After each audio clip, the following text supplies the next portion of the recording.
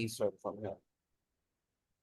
सो chemical bonding के अंदर हम लोग कितने टाइप्स ऑफ बॉन्ड्स पढ़ेंगे? Covalent and ionic bond in particular. Covalent bond is basically the sharing, complete transfer of electrons होता है आयनिक बॉन्ड में, and metallic bond is the electrostatic force of attraction between a positive charge and sea of electron. Covalent bond are further divided into two types. They are known as polar covalent compounds and non-polar covalent compounds. Polar covalent compounds हमारे पास कौन से होते हैं जिसमें electronegativity difference होता है between the two elements, ठीक है? For example, if a bond is between water के molecules के bond को अगर हम discuss करते हैं H2O के अंदर, ठीक है, वो polar बनेगा या non polar बनेगा? उनका इलेक्ट्रोनेगेटिव डिफरेंस क्या होगा? जीरो, ठीक है। उसका रीजन क्या है कि OH का जो बॉन्ड की जो एनर्जी होगी वो एक दूसरे को क्या कर देगी? कैंसिल आउट कर देंगे। नेट रिजल्ट हमारे पास क्या आ जाएगा? जीरो आ जाएगा। अब इसमें हम लोगों ने ये चीज माइंड में रखनी है, electronegativity which is defined as, just defined as the force with which the atom attracts the shared pair of electron towards itself. Electronegativity itself कितनी चीजों पे डिपेंड कर रही होती है? साइज ऑफ एटम के ऊपर, न्यूक्लियर चार्ज के ऊपर, एंड लास्टली स्क्रीनिंग इफेक्ट के ऊपर।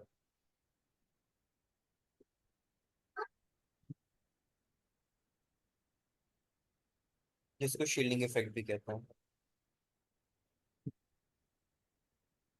अच्छा जी, अब साइज ऑफ एटम कहाँ से कहाँ पे इंक्रीज होता है? Sir down the group. ठीक है, तो size of the atom down the group जाएगा तो शील्डिंग इफेक्ट, सॉरी, जो इलेक्ट्रोनेगेटिविटी है वो क्या होगी? डिक्रीज होगा डाउन द ग्रुप, ठीक है। न्यूक्लियर चार्ज कहाँ से कहाँ पे इंक्रीज होता है? Down the period left right. ठीक है, तो लेफ्ट टू राइट हमारे पास इलेक्ट्रोनेगेटिविटी क्या होगा?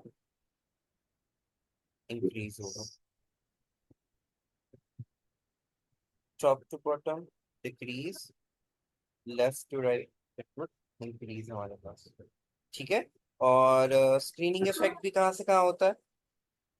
सर टॉप टू बॉटम मैंने ग्रुप इंक्रीज करता है। हाँ जी, shielding effect left to right constant रहता है, टॉप टू बॉटम क्या करता है? Yes sir. इंक्रीज करता है हमारे पास। तो इलेक्ट्रोनेगेटिविटी भी उसके अकॉर्डिंगली क्या करेगी? चेंज होगी।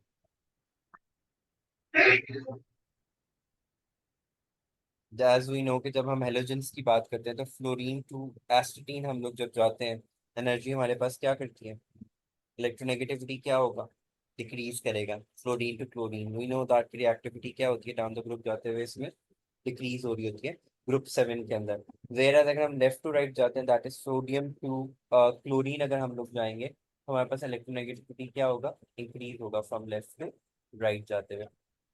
कॉज उसका स्क्रीनिंग इफेक्ट तो कांस्टेंट रहता है from left to right, but उसका न्यूक्लियर चार्ज क्या करेगा? इंक्रीज करेगा। तो इंक्रीज इलेक्ट्रोनेगेटिविटी भी क्या करेगी? करता है। इंक्रीज करेगी। The only thing that we need to keep in our mind while doing this chapter is, बड़ा आसान सा पोर्शन है कि if the difference between the two atom is the difference of electronegativity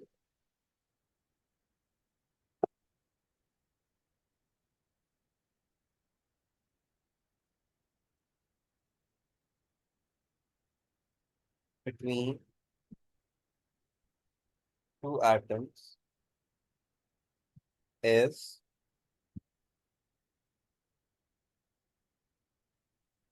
higher than 1.8, तो वो कौन सा type of bond होगा? वो आयनिक बॉन्ड होगा, ठीक है। अगर its value is between 1.8 to 0.4, तो वो मेरे पास कौन सा होगा? polar covalent compound होगा। We need to memorize these values in order if the MCQs comes up. And if the value is less than or equal to 0.4, 0.4 और lower, तो वो क्या इंडिकेट कर रहा होगा? कि ये नॉन पोलर कोवलेंट कंपाउंड, ठीक है।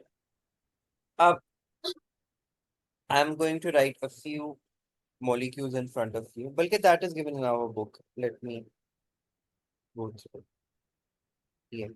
For example, if we talk about oxygen, we know that कि इनकी इलेक्ट्रोनेगेटिविटी क्या होगी?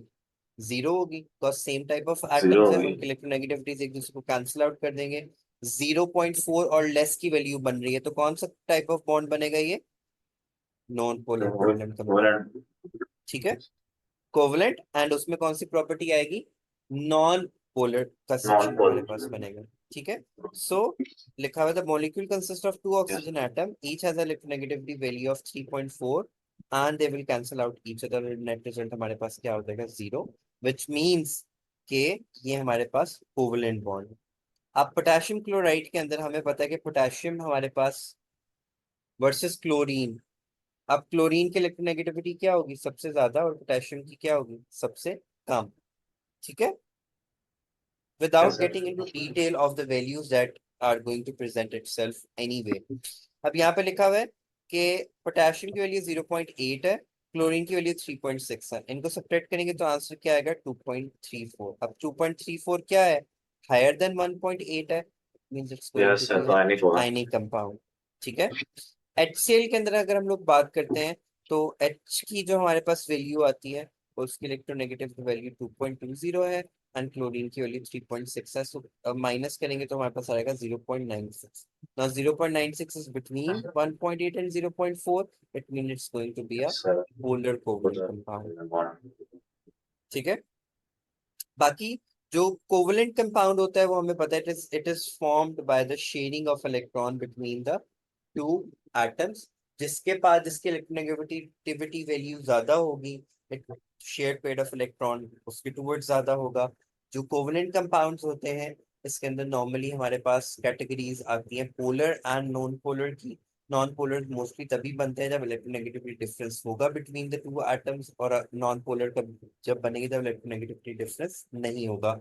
डायपोल मूवमेंट का मतलब ये होता है, डायपोल्स क्या होते हैं, इट इज द पोलैरिटी जो क्रिएट होती है ना हमारे पास किसी भी एटम के ऊपर, जब शेयर्ड पेयर ऑफ इलेक्ट्रॉन जाएगा तो जिसके पास शेयर्ड पेयर ऑफ इलेक्ट्रॉन होगा it will have a negative movement, और जो जिसके पास मतलब the other one automatically will have a positive. The force of attraction between these poles will be known as dipole movement, ठीक है।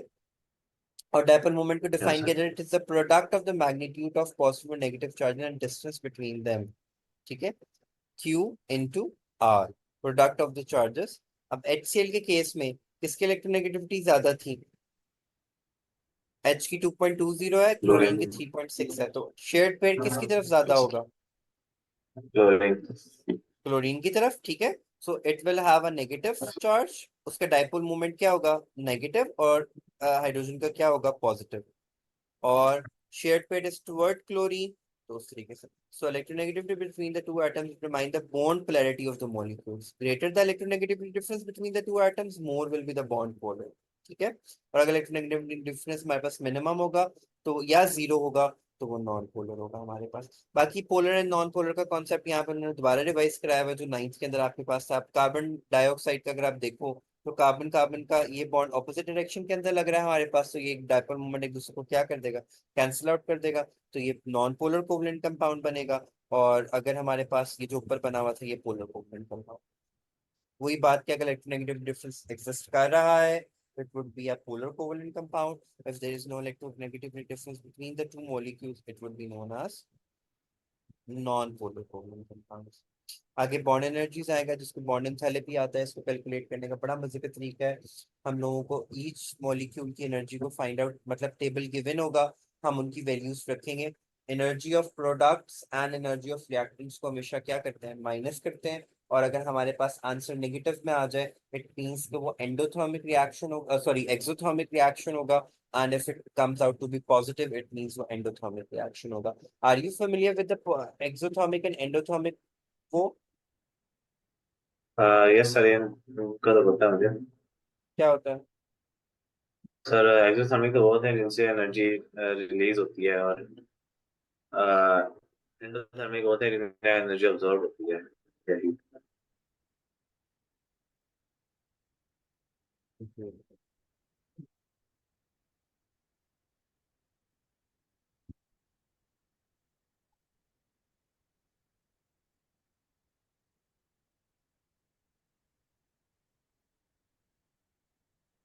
Energy नहीं sir, heat होगी।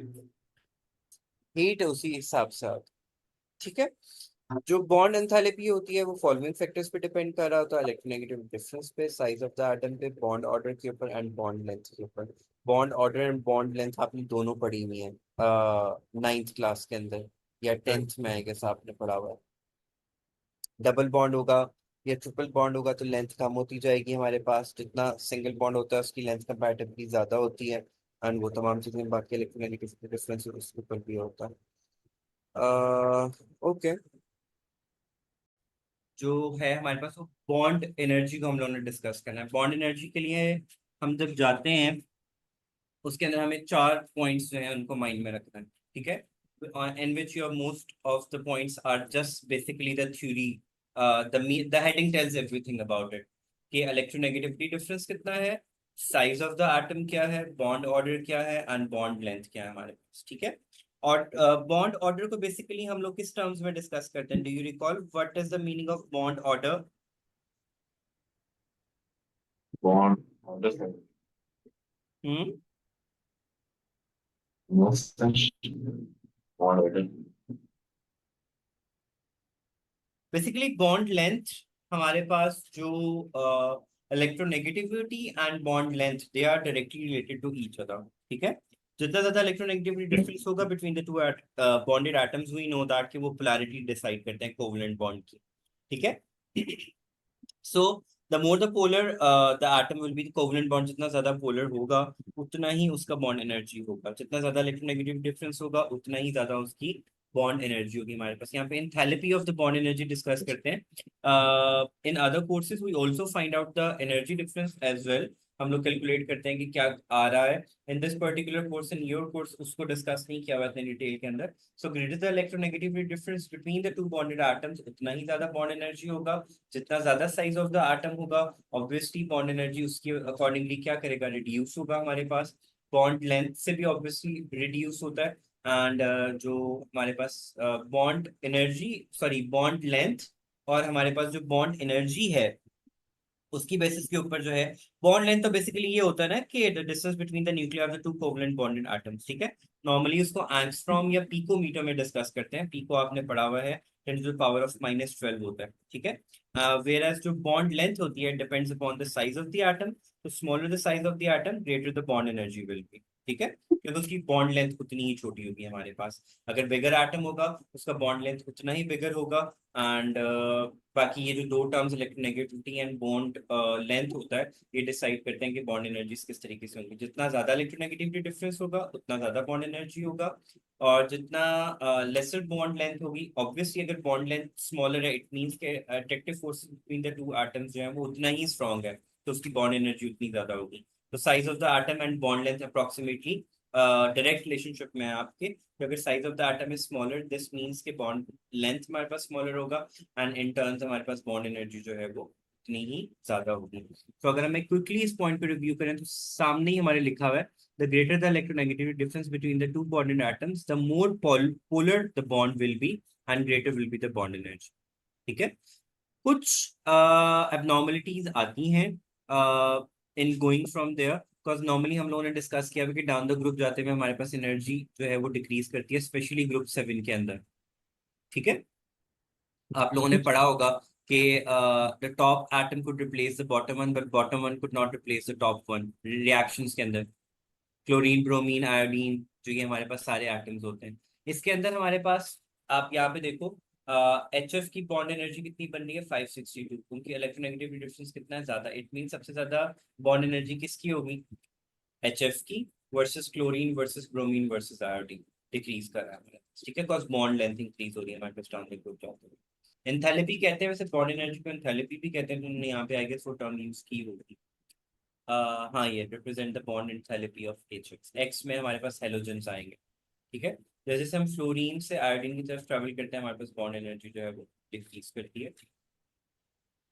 उसका रीजन क्या है, बॉन्ड लेंथ इंक्रीज कर रहा होगा, इलेक्ट्रोनेगेटिविटी डिफरेंस डिक्रीज कर रहा होगा, साइज ऑफ द एटम जो है वो इंक्रीज कर रहा होगा, ठीक है। वो उन्होंने यहाँ पे डिस्कस भी किया हुआ है। एच एच की जो बॉन्ड एनर्जी है वो 436 है, वेरएज एच बी आर की 366 है। तो lesser the bond energy, it mean sorry, उसका रीजन हमारे पास क्या है, it is due to shorter bond length of hydrogen molecules compare to HBr. HBr की बॉन्ड लेंथ ज्यादा है तो उसकी बॉन्ड एनर्जी कम है, एच एच की बॉन्ड लेंथ कम है विच मीन्स उसकी बॉन्ड एनर्जी जो है वो ज्यादा होगी हमारे पास। इस टॉपिक में बस इतना ही काफी है।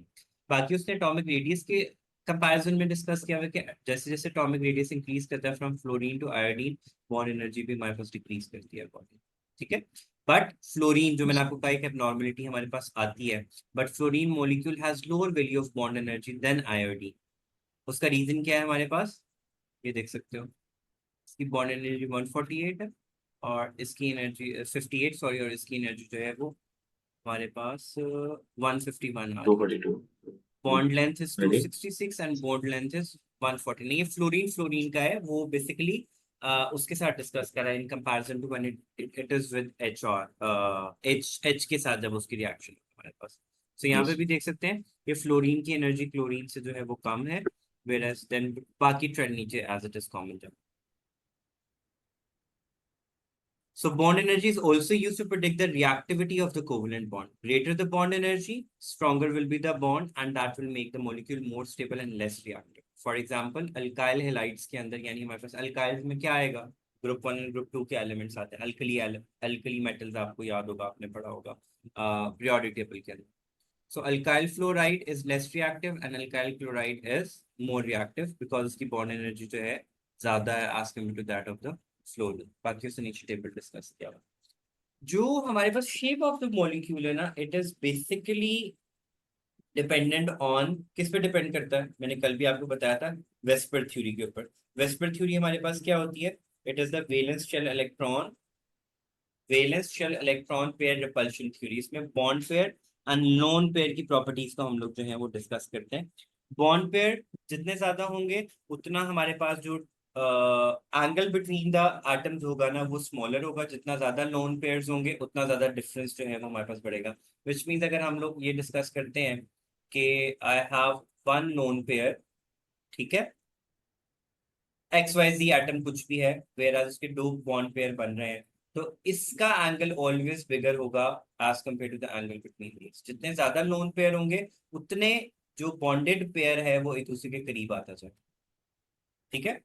उसकी बेसिस पे यस। हमारे पास डिफरेंट शेप्स आएंगी।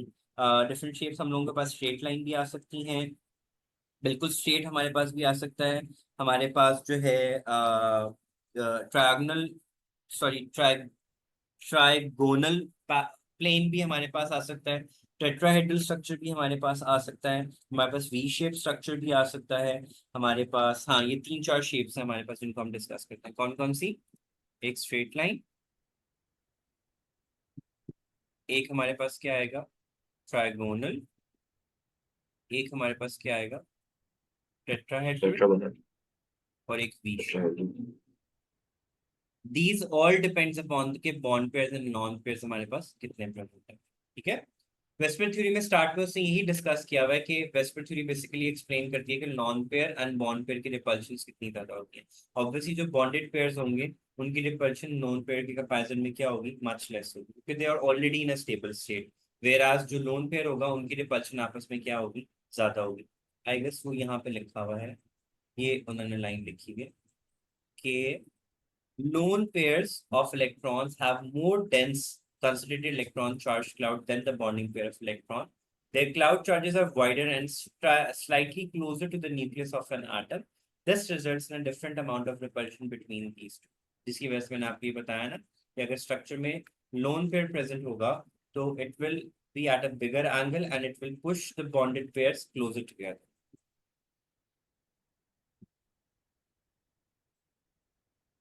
Uh, do you get this point?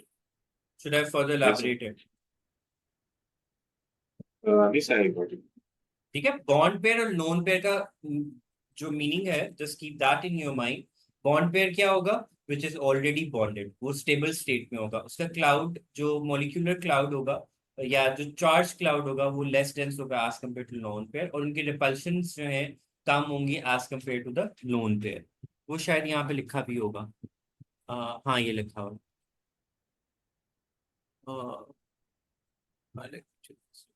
कि so a pair of electron in the bond surrounding the central atom in a molecule will repel other electron pair. These repulsion between the electron pairs force apart until the repulsive forces are minimized. वो इतने उनके दरम्यान में इसलिए ये distance आ रहा है it will push each other to a distance के जहाँ पे उनकी जो repulsion between the electron pairs हैं वो क्या हो जाएंगी, रिड्यूस हो जाएंगी। तो अगर हम बिल्कुल बिल्कुल पहला जो रिपल्शन जो है वो डिस्कस कर, सॉरी पहली बिल्कुल शेप डिस्कस करें तो हमारे पास स्ट्रेट लाइन आती है। वो नॉर्मली हमारे पास कब होता है हमारे पास, जब हमारे पास all for example single single electron sharing हो रही है हमारे पास फ्रॉम बोथ साइड्स। यहाँ पे बुक में हमारे पास एग्जांपल डिस्कस हुई भी थी उसकी ब्रिलियम और फ्लोरीन की। ब्रिलियम किस ग्रुप से बिलोंग करता है? बेल्जियम सर, बस सही। ग्रुप 2 से। ठीक है, उसके आउटर मोशन में बिल्कुल कितने इलेक्ट्रॉन्स होंगे? 2। तो लिविस मॉडल तो आपको पता है ना, वो डॉट एंड क्रॉस डायग्राम जो आप लोगों ने यस पढ़ी सर, थी नाइन्थ या आई गेस 10th में, आई डोंट रिमेम्बर किस क्लास में पढ़ी थी। नाइफ में पड़ी sir. Any how, whereas fluorine ने सिर्फ कितना उसके साथ अटैच करना होता है, एक को शेयरिंग करनी होती है हमारे पास। ठीक है, तो हमारे पास जो है उसका स्ट्रक्चर, अब देखो इसके पास कितने लोन पेयर्स बन रहे हैं? 3 लोन पेयर्स हैं और एक बॉन्डेड पेयर है। दैट्स वन की रिपल्शन इतनी ज्यादा है कि we get a straight line. यहाँ पे उन्होंने वो पॉइंट डिस्कस किया which I was telling you. This is mostly a theory part, so मैंने एक आपको सुपरफिशियल इस वजह से बता दिया था। The order of repulsion of loan pair is greater than the, ये रिपल्शन मोड उसने डिस्कस किया। क्लियर सी बात है, लोन पेयर की सबसे ज्यादा होगी, उससे कम लोन पेयर और बॉन्ड पेयर की होगी, उससे कम किसकी होगी? बॉन्ड पेयर की होगी। ठीक है, लीस्ट रिपल्शन किसकी होगी? अब जो उसने बिल्कुल फर्स्ट शेप डिस्कस किया which is a linear shape, उसमें क्या होता है 180 का शिफ्ट होता है, एंगल होता है हमारे पास। The central atom beryllium contributes 2 valence electron, each hydrogen atom contributes 1. The Lewis electron structure is this one. In BF2, there are 2 electron pairs around the central beryllium atom, because यहाँ से एक pair आ रहा है, यहाँ से एक pair आ रहा है। We see from the above figure that the arrangement minimize repulsion जब वो बिल्कुल 180 डिग्रीज के ऊपर क्या हो रहे होंगे, शिफ्ट हो रहे होंगे। दैट इज, अगर ये ऐसे प्लेस होते इट मीन्स कम रिपल्शन थी, लेकिन उन्होंने इतना ज्यादा रिपल्शन है इन दोनों के दरम्यान में that they are placed in a linear shape. ठीक है, फिर उन्होंने डिस्कस किया है कि if we have an electron pair जहां पे 3 इलेक्ट्रॉन्स की शेयरिंग हो रही है, the example they have discussed is boron, group 3 से बिलोंग करता है। 3 आउटरमोस्ट शेल होते हैं, तीनों उसने शेयरिंग की हुई है। Again they are push to a degree of 120। अब इसमें कितने पेयर आ रहे हैं हमारे पास? 3 बॉन्डेड पेयर्स आ रहे हैं। कोई इसमें लोन पेयर, लोन पेयर्स हमारे पास वैसे क्लोरीन के सारे लोन पेयर्स ही पड़े हुए हैं। फिर हमारे पास उसने ऑक्सीजन की एग्जांपल डिस्कस की हुई CO3 2 नेगेटिव के अंदर। इसमें कार्बन ने सारे ही शेयरिंग की हुई है हमारे पास, और हमारे पास नंबर ऑफ लोन पेयर्स जो हैं वो ज्यादा बन रहे हैं। बॉन्डेड पेयर्स कितने बन रहे हैं? 1 2 एंड 3, ये और ये। ठीक है, so carbonate ion, the central atom, carbon has 4 valence electron, each oxygen atom has 6 valence electron. There are 3 bonding pairs around the carbon atoms. The molecular geometry of CO3 is trigonal, sorry। ये भी trigonal है, ये भी trigonal है हमारे पास, जिसमें degree angle कितना होता है, एंगल बिटवीन द बॉन्ड्स कितना होता है? 120 डिग्री। पहले 120। वाले में कितना था? 180 डिग्री। अब हम डिस्कस करेंगे, इसमें 2 बॉन्डिंग पेयर्स होगा एंड 1 लोन पेयर होगा। जब 2 बॉन्डेड पेयर और 1 लोन पेयर होता है तो हमारे पास वी शेप आता है, एंड जो रिपल्शन होती है वो 120 डिग्रीज के अप्रोक्सीमेट होती है, लेस देन 120 डिग्रीज होती है, नॉट एक्जैक्टली 120 डिग्री। तो हम वैल्यूज बता नहीं सकते, डिफरेंट एटम्स में जाएंगे तो डिफरेंट रिपल्शन होगी। नॉर्मली इट इज कंसिडर्ड कि लेस देन 120 डिग्रीज की जो है रिपल्शन होगी between the two, and will get a V shape. यहाँ पे उसने सल्फर डाइऑक्साइड की एग्जांपल डिस्कस की हुई है। This is the lone pair and these two are the bonded pairs. तो हमारे पास क्या शेप बनेगी? V shape. अब आपने याद इसमें क्या रखना है कि जब 3 बॉन्डेड पेयर्स हैं तो ट्राइगोनल होगी, जब 2 बॉन्डेड पेयर्स हैं तो 180 डिग्रीज होगी, जब यहाँ पे again 2 bonded pair and 1 lone pair है तो वो लेस देन 120 डिग्रीज जो है वो रिपल्शन आएगी। ये last paragraph is equally important, ये मेरा कल वाला यहाँ से तक रिमूव नहीं, ये तो रिमूव कर दो। अच्छा, moving on to this one, because a lone pair occupies more space क्योंकि उसकी repulsion सबसे ज्यादा होगी in a central atom than a bonding pair, thus bonding pair and lone pair repels each other, and so do we have a shape, we have 1 bonding pair interaction and 2 lone pair bonding pair interaction, thus the shape is V shape। तो आपको ये line सबसे याद है। Bonding pair interaction कहाँ पे हो रही है हमारे पास, ये वाली, और बॉन्डिंग लोन पेयर की ये रिपल्शन, सॉरी Yes. मतलब इंटरेक्शन होती है। फिर आता है हमारे पास कि अगर हमारे पास 4 इलेक्ट्रॉन पेयर्स होंगे, ठीक है, बॉन्डेड पेयर्स सारे उसके अंदर, तो पहली शेप में उन्होंने CH4 को डिस्कस किया हुआ है। व्हेन CH4 होगा तो रिपल्शन हमारे पास कितनी होगी, 109.5 डिग्री की, और हमारे पास टेट्राहेड्रल स्ट्रक्चर आएगा इसके अंदर। दूसरा उसने डिस्कस किया हुआ है कि अगर 3 बॉन्डेड पेयर्स हैं और 1 लोन पेयर है, तो चूंकि लोन पेयर की रिपल्शन ज्यादा होगी तो वो 109.5 से डिक्रीज होकर किस पे आ जाएगी, 107 पे। इसे ट्राइगोनल सर ये जो पैरामेड कहते हैं। 4 बॉन्डिंग सॉरी, पेयर्स हैं इसमें इक्वल नहीं होना चाहिए एंगल, किसमें, जो 4 बॉन्डिंग पेयर्स हैं। इनको ऐड करो तो 360 बनेगा नहीं। ये नहीं थ्री वो शो डायमेंशनल इस चैनल स्ट्रक्चर, की है ना। ये थ्री डायमेंशनल स्ट्रक्चर बनता है ना हमारे पास, ओ यस सर, ओके। ये three dimensional structure, three US. Dimensionally 109 को उन्होंने शो किया, बट इट्स नॉट लाइक ये कोऑर्डिनेट ज्योमेट्री के हिसाब से उन्होंने डिस्कस नहीं किया। दिस इज, यानी 107 इसका होगा, 107 इसका होगा, इनका जो है हमारे पास जो रिमेनिंग बचेगा उस हिसाब से सबसे ज्यादा स्पेस कौन सा लेगा ये। अब ये कौन सा कंसिडर होगा, lawn lone pair lone bond pair. Pair, lone pair bond pair, lone pair bond pair, ठीक है। यस। तो इसमें हमारे पास कौन सी शेप बनी है, ट्रायगोनल, ट्रायगोनल पैरामेडल की शेप बन रही है। Those molecules have a central atom surrounded by 4 electron pairs, जिनमें से 3 bonding pairs and 1 lone pair. For example, in ammonia, the central atom nitrogen has 5 electrons, 3 bonding में use हो गए, 2 as a lone pair चले गए हमारे। Structure उसने design बोल दिया कि AX3E हमारे पास यहाँ पे एनर्जी बन रही है हमारे पास।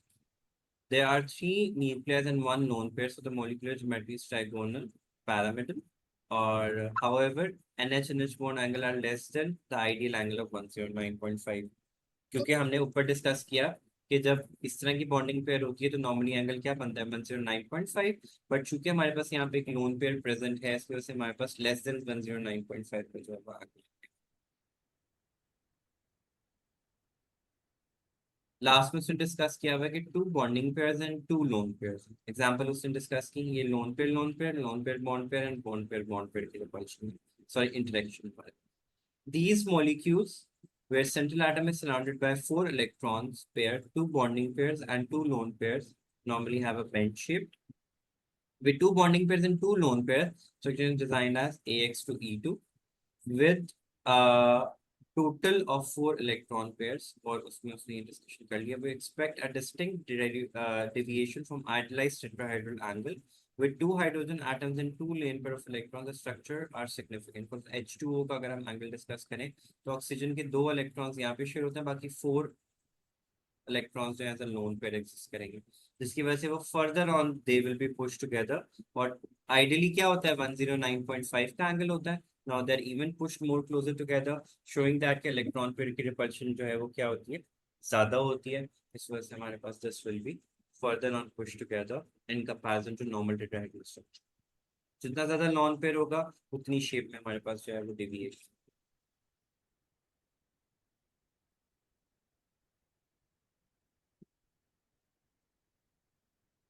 Are you clear about this one. Yes sir. आगे मैंने टेबल डिस्कस किया हुआ है, एंड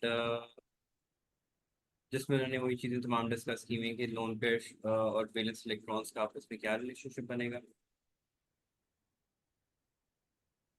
अच्छा, ये एक इम्पॉर्टेंट टॉपिक है, hypervalency and expanded octet rule. We know that कि हमारे पास दे आर, जब हमारे पास D and F sub shell के अंदर हमारे पास इलेक्ट्रॉन्स जाते हैं तो हमारे पास ऑक्टेट रूल, जो मतलब they are more than 8 electrons in the outermost orbit, ठीक है। तो जब दे आर मोर देन, हमने 18 एंड 24 का स्ट्रक्चर भी पढ़ा हुआ है, ठीक है। सिर्फ not in terms of making that structure, but हमने डी एंड एफ का जो था वो मॉलिक्यूलर स्ट्रक्चर उस हिसाब से पढ़ा था। तो इस तरह के जब स्ट्रक्चर्स हमारे पास आते हैं जिसमें डी एंड एफ शेल भी इन्वॉल्व हो रहा होता है, तो इस तरह के जो नॉर्मल ऑक्टेट रूल तो आपको पता है ना क्या होता है, जिसमें 8 इलेक्ट्रॉन्स हमारे पास नॉर्मली होते हैं, यस। ठीक है। और एक्सपेंडेड ऑक्टेट रूल में कब आ जाएगा, जब डी एंड एफ शेल जो है वो बीच में इन्वॉल्व होगा, और it is known as expanded octet rule. यहाँ पे आप देख भी सकते हैं, The octet would apply well on the atom in the second row of the periodic table, जिनके outermost shell में s2p6 का रिलेशनशिप बन रहा होता है। लेकिन जैसे ही हम थर्ड पीरियड में जाते हैं वो तकरीबन वही शेल फॉलो करते हैं, लेकिन उसमें एडिशनल हमारे पास डी एफ जी सब शेल्स भी आ जाते हैं, जिसकी वजह से हमारे पास जो आता है उसको हम क्या नाम देते हैं? They have higher valency counts by expanding into three additional subshells. With when atom contains more than 8 electrons in them, they are called hypervalent, and this is called expanded octet. तो definition आपके पास यहाँ पे है। Sir When एक जी atoms भी होता है contains सब more, शेल, sorry, जी सब शेल भी होता है sir?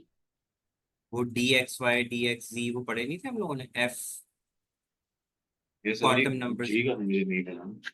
D D D sir D हो जी गया, आपको भी जी पता है शेल्स जी? जी जी यस जी तक तो हम जाते भी नहीं है ना। यस मेंशन इस टाइम। और वो कॉम्प्लेक्स सर्किट्स हो जाएंगे, क्वांटम नंबर्स वगैरह हम लोग डिस्कस कर तो सकते हैं, बट हम करते नहीं हैं, वो ज्यादा एक्सटेंसिव आ जाते हैं उसके।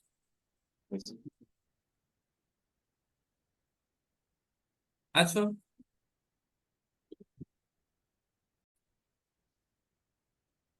सो वंस यू स्टडीड के जी वेस्पर थ्योरी किस तरीके से एड करती है एंजाइम्स के एक्टिव सबस्ट्रेट के ऊपर वर्कआउट करके, तो यू गेट टू नो कि इस होल टॉपिक का जो क्रक्स था उसमें वो यही पॉइंट डिस्कस कर रहा है कि how the molecular shapes and bond length effects the activity of the drug. तो वेस्पर थ्योरी के थ्रू हम लोग इजीली इस चीज को मेजर कर सकते हैं कि जी उसकी बॉन्ड लेंथ क्या होगी, वो किस तरीके से एक्टिव एंजाइम के साथ रिएक्ट करेगा। बिकॉज जो हम लोगों ने फिजिक्स के अंदर भी वैसे इन चीजों को पढ़ते हैं कि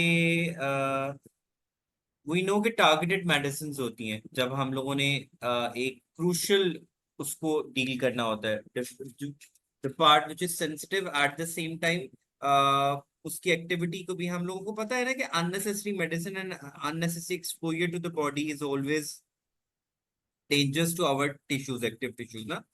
तो जो वेस्पर थ्योरी है वो हमें क्या हेल्प आउट करी है? What have you understood from this? Sir ये मोस्टली सर इसके अंदर वही बताया कि डायमेटिक वगैरह जो एक्शन है उनमें ये करती है कि ज्योमेट्री, हाँ, मॉलिक्यूल की जो शेप प्रिडिक्ट कर ज्योमेट्री ऑफ लेते द हैं। मॉलिक्यूल है we study it with the help of VSEPR theory. हम डिस्कस करेंगे जो हम ड्रग रेडी कर रहे हैं उसके दरम्यान में बॉन्ड एंगल्स क्या होंगे, बॉन्ड लेंथ क्या होगी, बॉन्ड ऑर्डर क्या होगा, ठीक है। और बाय यस अंडरस्टैंडिंग दैट और अपने टारगेटेड एरिया की एंजाइम की जो प्रॉपर्टीज हैं या वहां पे जो मोलिकुलर शेप एग्जिस्ट कर रही है हमारे पास, हम उसके हिसाब से उसको अकॉर्डिंगली सेट करते हैं। हमें पता है कि किस वे में जो है सबसे ज्यादा जो है वो इम्पैक्ट होगा उस मेडिसिन का, और जरा सी भी मोलिकुलर केमिस्ट्री उसकी चेंज होती है तो हमारे पास उसका इफेक्ट जो है वो रिड्यूस हो जाएगा। दैट इज वाई ये मेडिसिन इतनी एक्सपेंसिव होती हैं, because it needs a lot of work. बहुत सारे बायोलॉजिस्ट और केमिस्ट इसको मिलके मेडिसिन को रेडी कर रहे होते हैं, एंड जरा सी भी किसी चीज की वो चेंज होगी उसकी प्रॉपर्टीज चेंज होगी, cause we have studied that कि अगर बॉन्ड पेयर्स की पोजीशंस को आप चेंज करोगे आपकी रिपल्शंस के ऊपर इफेक्ट आएगा, और जब रिपल्शंस पे इफेक्ट आएगा मोलिकुलर शेप पे इफेक्ट आएगा, एंड एंजाइम ने उसके साथ किस तरीके से इंटरेक्ट करना इन टर्न उसके ऊपर इफेक्ट आएगा, ठीक है। सो इन पर्टिकुलर जी this sir. Paragraph that you are asking for, it is a total मतलब उस मेडिसिन का यूज है, यस सर एग्जैक्टली। ठीक है। नथिंग मतलब नॉट लाइक दैट कि उसमें उन्होंने कोई वेस्पर थ्योरी को एक्सप्लेन नहीं किया, उन्होंने जनरली डिस्कस किया कि वो मेडिसिन एक्ट क्या करती है, व्हाट इज मतलब उसका उसके ऊपर होता क्या है। जो आप जो साइटोटॉक्सिन की बात कर रहे हो ना, कि साइटोटॉक्सिन का टर्म याद मतलब वो it's I am stuttering on this word. Cytotoxin का बेसिक मतलब हमारे पास क्या होता है कि वही जो मैंने आपको कहा ना सप्रेशन वगैरह के लिए यूज करते हैं, तो उसी के यस सर। लिए इसका मीनिंग वही है, not that. We know DNA की भी एक केमिस्ट्री होती है, डीएनए के अंदर आपने पढ़ा हुआ है, I don't know much about that so I won't get into that part, पर मुझे डीएनए का इतना ज्यादा नहीं पता, I have never studied biology. But you know कि डीएनए के अंदर जरा सी चीजें भी चेंज करते हैं आप लोग, which we are the scientists are working on these days. तो उससे एक मेजर आउटपुट जो है हमारे पास चेंज होती है। ठीक है, getting into the valence band theory.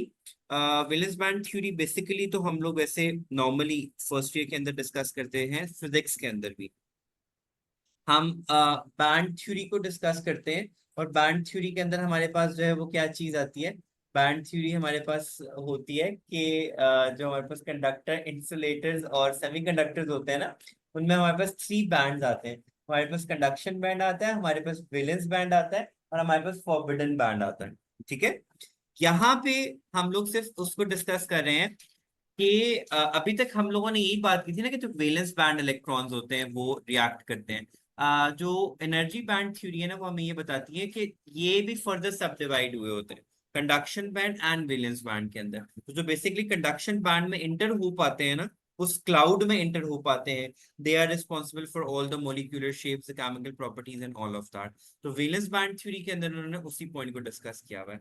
Also covalent bond और वो तमाम चीजें भी वो इस रिस्पेक्ट से डिस्कस करें। सो अगर आप इस टॉपिक को डीपली डिस्कस करोगे तो इसके अंदर वैलेंस बैंड थ्योरी जो था, it was proposed by the Pauli. And जो बॉन्ड एनर्जीज हैं, bond length and shape of the covalent bond, it was successfully discussed under these cause valence band theory के अंदर हमारे पास वो एनर्जी बैंड्स डिस्कस हुए थे कि which is basically responsible for that. जैसे आज से पहले तक आपने SPDFG के बारे में नहीं पढ़ा हुआ था। ठीक है, आज से पहले आपने ये भी नहीं पढ़ा था कि एस वो जो हमारे पास PB and G and F जो हैं वो मैग्नेटिक फील्ड में फर्दर जो है वो ओरिएंट होते हैं। इसी तरीके से valence band theory is a new concept for us, और according to valence band theory जो कोवलेंट बॉन्ड्स हैं they are formed by the overlapping of partially filled atomic orbitals of an atom with the partially filled atomic orbital of the other. क्योंकि जो आएंगे valence shell के अंदर, let me show you the diagram of it, उससे शायद आपको थोड़ा better समझ में आ जाए।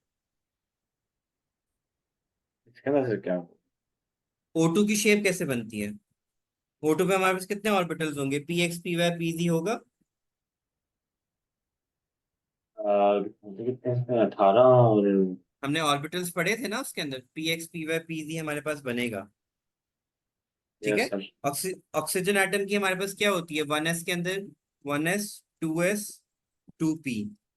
तो कितने आ गए? 1, ये फिल हो गया, ये फिल हो गया। उसके बाद कितने आते हैं, कितने रह गए? 6, 6 आने हैं ना ऑटोमोस में। तो पहले तो सीधे सीधा सब में क्या जाएगा, सेम सेम जाएगा, और फिर पहले वाले शेल में क्या आएगा, रिपीट पे आएगा। अब एक चीज का ध्यान रखना है कि हमने वैलेंस बैंड थ्योरी से ऊपर जब हम लोगों ने वेस्पर पढ़ा था, बल्कि वैलेंस बैंड थ्योरी में हमने कहा था कि जब भी इंटरेक्शन होगा उनके स्पिन मोशन कभी भी अलाइन नहीं होंगे आपस में, स्पेशली जो वैलेंस बैंड के इलेक्ट्रॉन्स होंगे। यहाँ पे वैलेंस बैंड के इलेक्ट्रॉन्स कौन से आ रहे होंगे, ये दो। तो इनका स्पिन हमेशा क्या होना चाहिए, ऑपोजिट होना चाहिए तो ईच अदर, तभी वो आपस में रिएक्ट कर पाएंगे। ठीक है, यस सर। बाकी इसमें बनता बनता है, इसमें सिग्मा बॉन्ड भी है और इसमें पाई बॉन्ड भी बनता है, बिकॉज दोनों ने ऐसे इंटरेक्ट करना है। शेप हमारे पास ना ऑक्सीजन की ऐसे बनेगी, ये मेरे पास क्या आ जाएगा, सिग्मा बॉन्ड, और दोनों ने हमारे पास ऐसे इंटरेक्ट करना है। मैं अच्छी नीट डायग्राम तुम्हें बाद में दिखाता हूँ जो यहाँ पे बनी हुई है। तो ऑक्सीजन ने कुछ इस तरीके से करना है, तो उसमें सिग्मा एंड पाई बॉन्ड दोनों होगा। जब हम फ्लोरीन के अंदर आते हैं, फ्लोरीन ग्रुप 7 से बिलोंग करता है, एंड वी नो दैट कि फ्लोरीन के अंदर नहीं, जस्ट फ्लोरीन की अगर हम लोग बात करें उसका स्ट्रक्चर से बताओ कि क्या बनेगा। ऐसे ऐसे ये बन गया सर 1s, एक फिर 2s, sir. Fluorine fluorine F2, ये O2 का था। अब हम फ्लोरीन की तरफ ये हो गया। फिर 1, 2, 3, 4, 5 पूरे हो गए ना, 1, 2, 3, 4, 5, 6, 7, हाँ ठीक है। अब इसमें वैलेंस बैंड कौन सा आएगा, जस्ट ये वाला। तो जब एफ एफ से कनेक्ट करेगा तो इसके दूसरे एफ का स्पिन क्या होना चाहिए, ऑपोजिट टू दिस वन। ठीक है, ये जस्ट सिग्मा बॉन्ड बनाता है फ्लोरीन। HF जो है वो सिग्मा बॉन्ड बनाएगा, ऑक्सीजन जो है वो सिग्मा एंड पाई बॉन्ड दोनों बनाएगा, और जो हमारे पास नाइट्रोजन है वो सिग्मा एंड पाई बॉन्ड दोनों बनाएंगे। बस आगे शेप्स देख लेते, बाकी थ्योरी आप खुद ही रीड कर लीजिएगा। है तो इसके पास सिंगल एस ऑर्बिटल होता है, उसकी हाइब्रिडाइजेशन वैसे भी कोई नहीं होनी है, तो सिग्मा बॉन्ड बनेगा सिंपली। हम जब फ्लोरीन में आते हैं तो हमने ये उसके शेल्स फिल कर दिए, तो फ्लोरीन फ्लोरीन के जो वैलेंस बैंड होंगे, बस एक ध्यान रखते हैं उनके ऑपोजिट हम लोगों ने बना दिए। एक का अगर स्पिन ये है तो दूसरे का स्पिन क्या होगा, वैलेंस बैंड का इलेक्ट्रॉन ये हमारे पास बन रहा होगा। जब हम एचएफ में जाते हैं, एचएफ में भी यही होगा कि इन दोनों के वैलेंस बैंड का स्पिन जो है वो सेम नहीं होना चाहिए, it should have a opposite spin. और इनका भी सिग्मा जस्ट बॉन्ड बनेगा, कॉज इसकी तो हाइब्रिडाइजेशन होनी नहीं है। एफ की हमारे पास जो आर है वो एक्स एक्स में एग्जिस्ट कर रहा है, पी जी में एग्जिस्ट कर रहा है, क्योंकि हमने एक्स वाई जी जो ऑर्बिटल्स पढ़े थे। तो P X and P Y already fill है, तो जस्ट पी जी जो है वो आएगा बॉन्डिंग में और वो उसके साथ रिएक्ट करेगा। ठीक है, रिएक्ट तो नहीं मतलब बॉन्ड बनाएगा, गलती से रिएक्ट का वर्ड यूज हो रहा है। ऑक्सीजन के अंदर भी वही बात हो रही है, ये पी एक्स होगा, ये पी वाई होगा और ये पी जेड होगा। तो P Y and P Z आपस में करेंगे तो पी वाई हमारे पास ये बन रहा है, पी जेड ये बन रहा है, तो पी जेड का सिग्मा बॉन्ड बनेगा और पी वाई का कौन सा बनेगा, पाई बॉन्ड। सिमिलरली हम जब नाइट्रोजन में जाते हैं तो तीनों वैलेंस बैंड होंगे, यहाँ पे आप देख सकते हो तीनों के स्पिन ऑपोजिट है, तो पी एक्स भी करेगा, पी वाई भी करेगा और पी जेड भी करेगा। तो पी जेड ये वाला है तो उसका सिग्मा बॉन्ड होगा, बाकी पी वाई और पी एक्स जो है वो पैरेलल जो है आपस में आएंगे and they will. Okay, yes sir. do you understand what sigma and pi bonds are, what is valence band theory, and how whisper theory help us to design the better medicines for us and the medical purposes? Yes sir.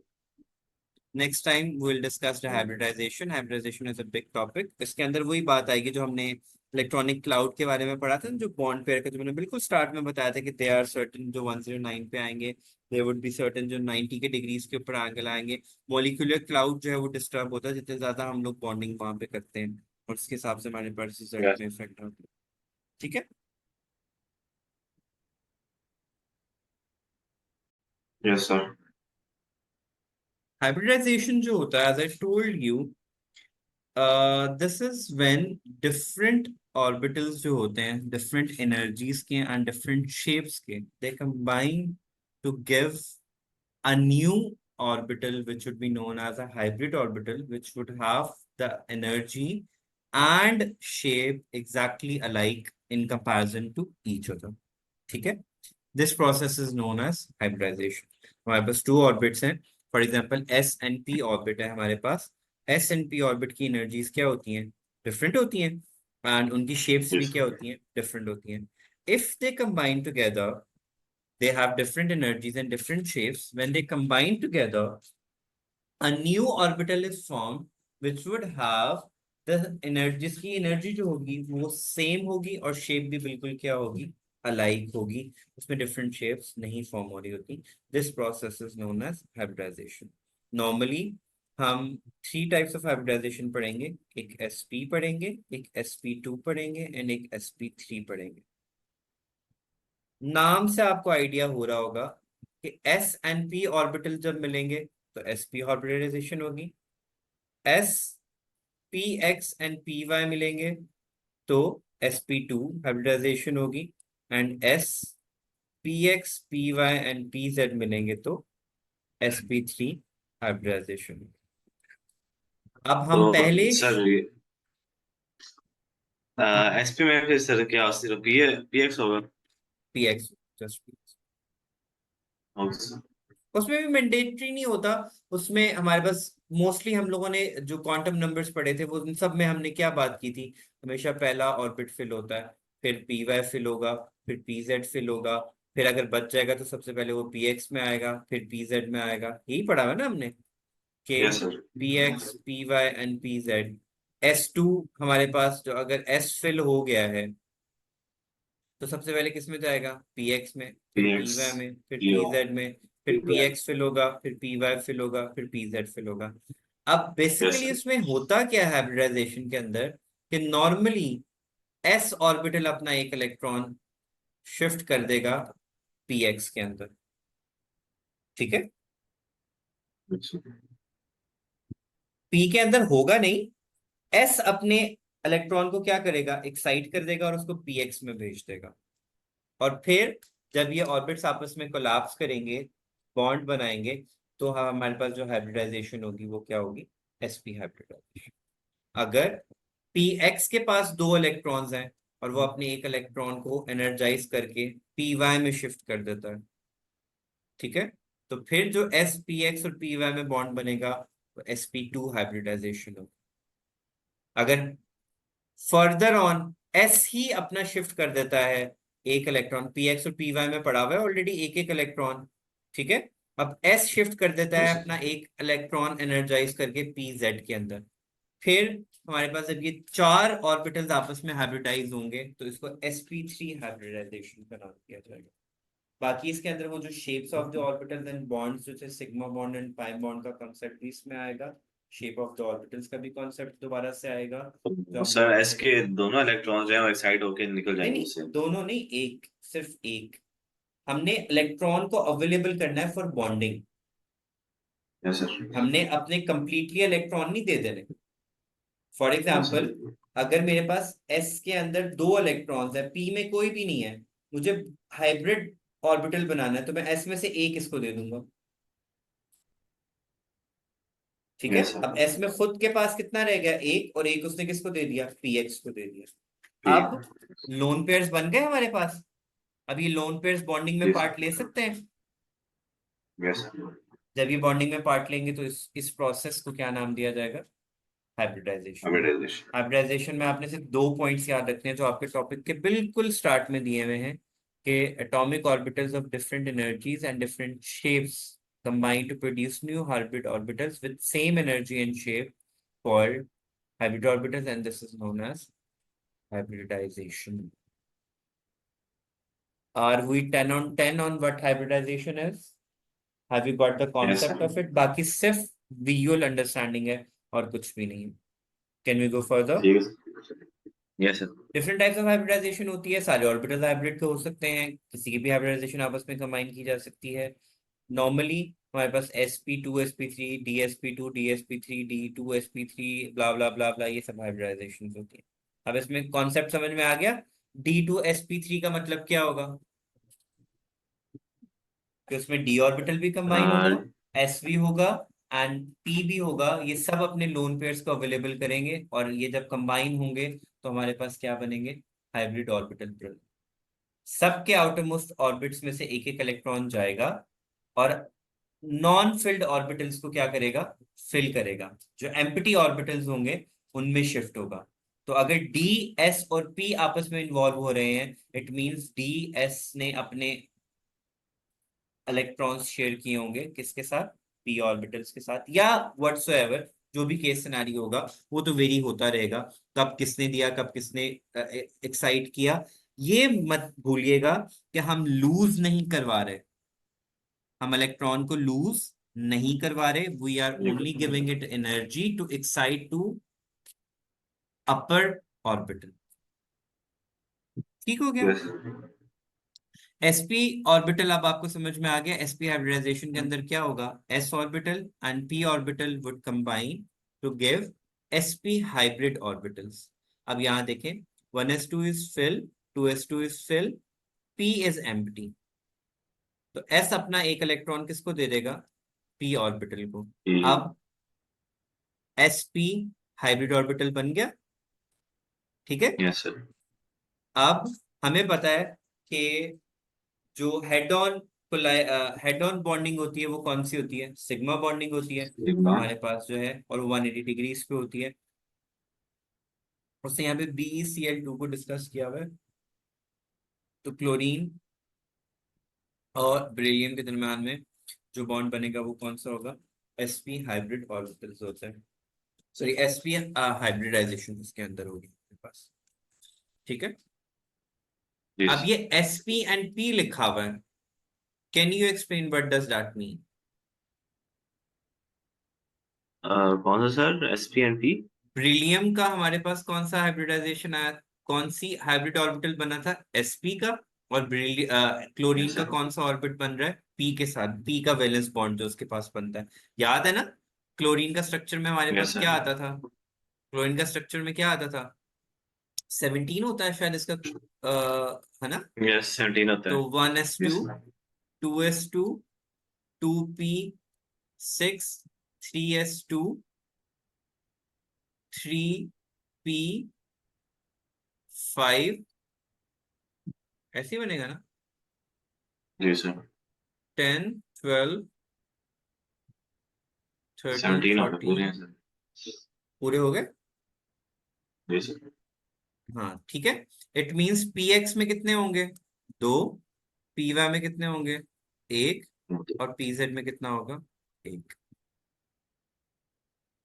चार बनेंगे ना ठीक sir, है, 5 हैं team हाँ तो पांच बन गया ना, सॉरी, यूं, सॉरी सॉरी। में। यस। तो इसके पास ऑलरेडी पी जेड अवेलेबल था एज अ लोन पेयर, और बेरिलियम ने अपना कौन सा ऑर्बिटल, हाइब्रिड ऑर्बिटल सामने किया, SP hybrid orbital.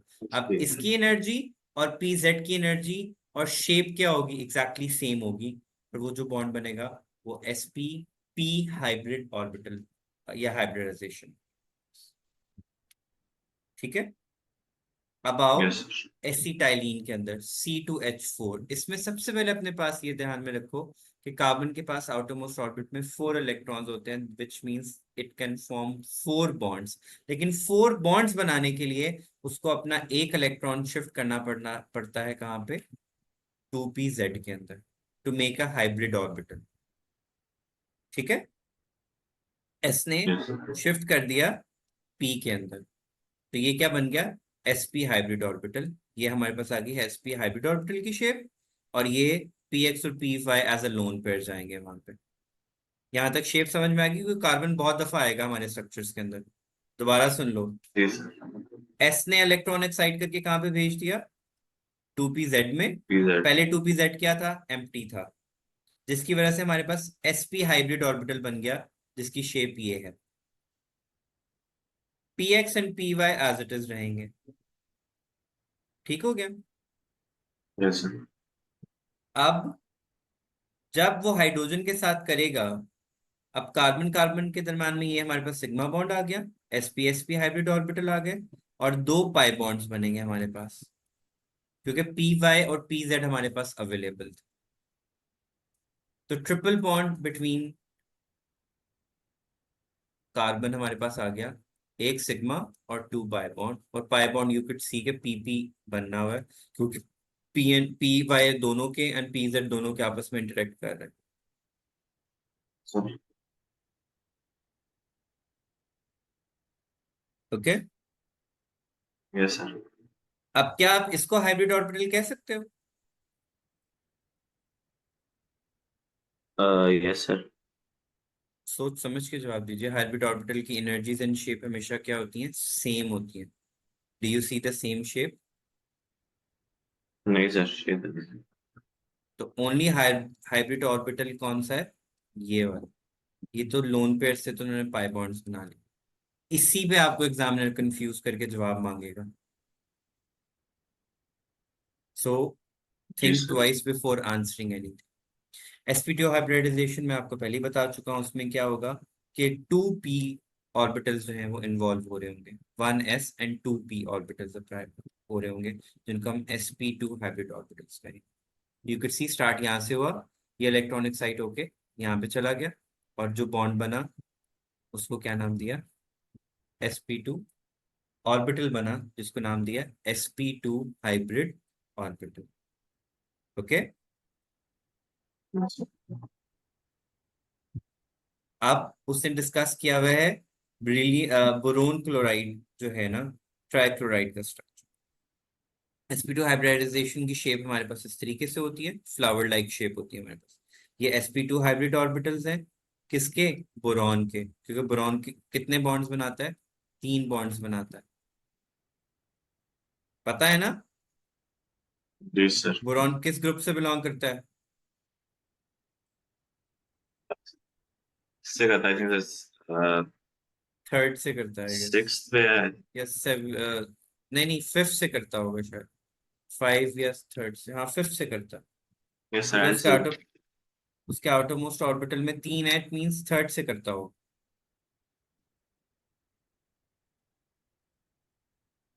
Anyhow, that's not the part of discussion. So, 3sp2 hybridized orbital of boron atoms overlap with 3p orbitals of chlorine. Chlorine का हमने ऊपर भी स्ट्रक्चर किया, हमें पता है उसका pz जो है वो बॉन्ड बना रहा होता है। तो ये हमारे पास sp2p हाइब्रिडाइजेशन, ठीक है। ये सिग्मा बॉन्ड्स हैं क्योंकि लीनियर बॉन्ड्स बन रहे हैं, इस वजह से ये सारे सिग्मा sp2 बॉन्ड्स, और उसमें हमारे पास जो एंगल होगा वो हमेशा सेम रहेगा।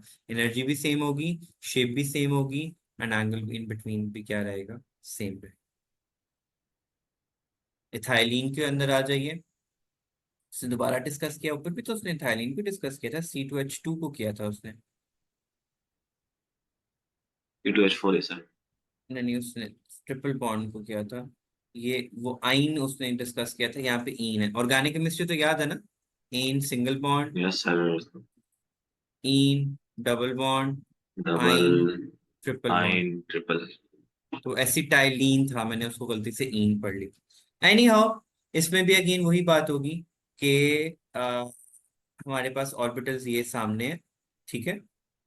एक शिफ्ट हो गया यहाँ पे, और sp2 की हाइब्रिडाइजेशन हमारे पास ये आ गई, एक पी लोन पेयर। अब हमें पता है ये क्या बनाएंगे, सिग्मा बॉन्ड बनाएंगे, और ये कौन सा बनाएगा, पाई बॉन्ड बनाएगा, क्योंकि ये लोन पेयर है, ठीक है। यू कैन सी हियर कि ये जो लोन पेयर ये वाला बचा हुआ था, उसने पाई बॉन्ड बना लिया, और sp2 हाइब्रिड जी ऑर्बिटल्स सर। ने सिग्मा बॉन्ड बना लिया। You can see here same angle, same energy everywhere.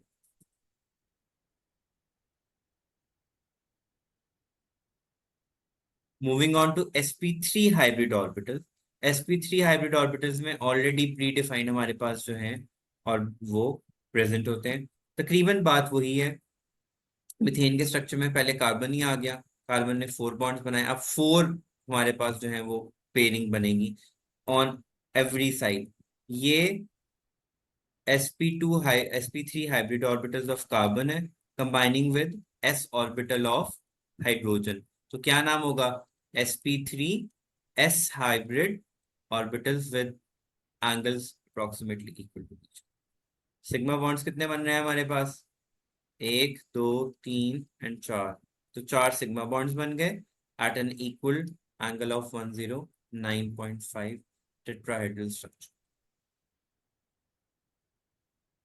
Ethane के अंदर भी उन्होंने यही डिस्कस किया हुआ है।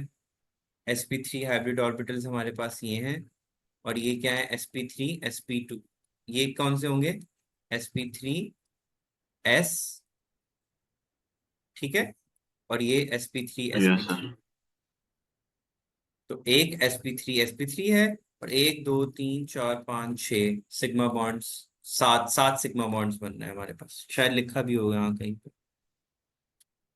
2 carbons form a sigma sp3 bond, ये वाला, with each other due to yes overlapping sir. of sp3 habit orbitals, while 6 carbon bonds make sigma sp3s PS। orbital here। तो ये हमारे पास all these are sigma bonds, सबके angles equal होंगे। Ammonia के case के अंदर आइए, तो अमोनिया में भी उन्होंने हमारे पास, अब ये देखें, इसके ऑलरेडी फिल्ड है सारे, ठीक है, जी sir. It already have electrons उसके अंदर हमारे पास, विच मीन्स हमारे पास में एक लोन पेयर भी बचेगा। ये देखो, ये लोन पेयर बच गया, और ये 3 हमारे पास, 1 2 3 4 sp3 हाइब्रिड ऑर्बिटल्स हैं। सर एस इसमें ये कम्प्लीटली फिल्ड इसमें है सारे, तो एक्साइट होके नहीं जाएगा इसके अंदर इलेक्ट्रॉन? नहीं जाएगा, उसमें नहीं जाएगा, लेकिन इसके तीनों ऑर्बिटल्स sp के लोन पेयर्स हैं ना हमारे पास पड़े हुए, तो बस ये 3 बनेंगे। ठीक सर। यहाँ पे उसने बड़ी अच्छी थ्योरी लिखी हुई है कि the ground state of electronic configuration is this. Since हमारे पास सिर्फ 3 अनपेयर्ड हैं इन 2p के अंदर, nitrogen can only form 3 bonds with 3 hydrogen, but हम उसका sp3 कहेंगे क्यों, because a 2s and 3 orbitals to give 4 sp3 orbitals हमारे पास, which are in tetrahedral geometry में आएंगे हमारे पास। ठीक है, ये हमारे पास 4 आ रहे हैं।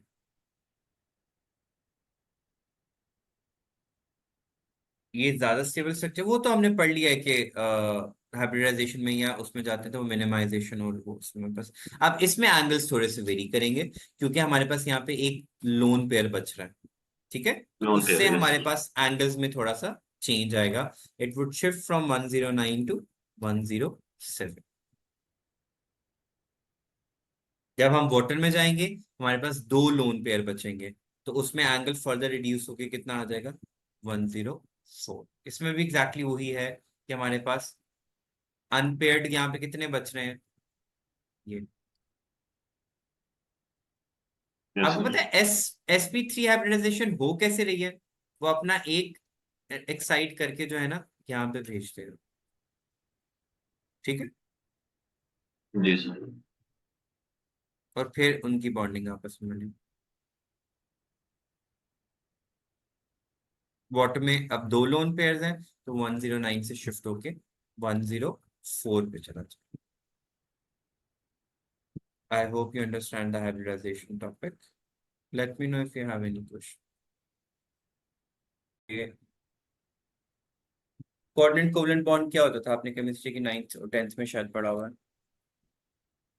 नाइन्थ में सर, वैसे नाइन्थ में पढ़ा था।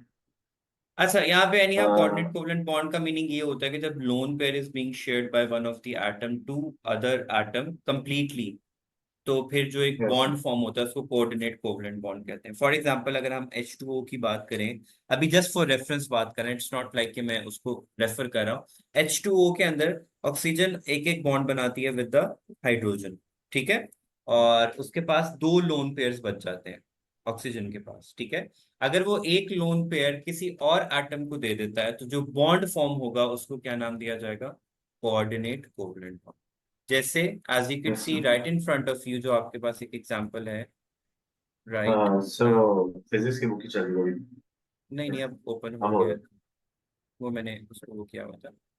तो यहाँ पे हाइड्रोजन के पास हमारे पास, सॉरी हाइड्रोजन कह रहा हूँ, ऑक्सीजन के पास 2 लोन पेयर्स हैं, ठीक है। उनमें से अगर एक लोन पेयर वो हाइड्रोजन को दे देता है, और जो बॉन्ड फॉर्म होगा उसको क्या नाम दिया जाएगा, कोऑर्डिनेट कोवलेंट बॉन्ड। दे तो नहीं रहा, कंप्लीट ट्रांसफर तो नहीं है, इस वजह से हम कोवलेंट बॉन्ड है तो कंप्लीट ट्रांसफर तो होगा नहीं, शेयरिंग ही होगी, और नेट हमारे पास पॉजिटिव चार्ज आ जाएगा उसके। तो द आइन form would be hydronium, but that's not something that concerns the coordinate covalent bond. Coordinate covalent bond basically क्या होता है कि it is the bond formed when lone pair is being shared by one of the atom। ठीक हो गया। अब ozone के अंदर एक भी सर, वही मुझे बात याद है है। एग्जाम्पल NH3 की प्रोग्राम के साथ थी ना एक हाँ, बार। उसमें भी एक लोन पेयर बनता था, अमोनियम आइन जब बनता है हमारे पास ना, वैसे वो वाला। सिमिलरली अगर हम ओजोन के पास जाएं तो ओजोन के अंदर भी ऑक्सीजन अपना एक लोन पेयर जो है वो शेयर करता है अनदर ऑक्सीजन के साथ to make a coordinate covalent bond, और this is known as coordinate covalent bond. Oxygen, हाँ, कार्बन डाइऑक्साइड के केस में भी वो कहता है कि एक lone pair is being shared by the oxygen and carbon monoxide के केस में। तो this is also an example of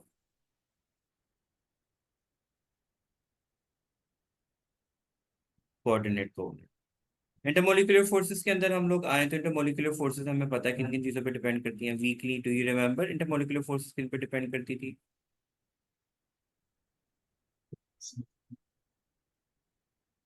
intermolecular forces between the atoms किन किन फैक्टर्स पे डिपेंड करती थी?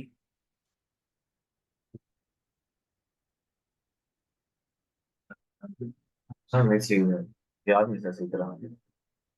इंटरमोलिकुलर फोर्स हमारे पास होती कितने टाइप की हैं?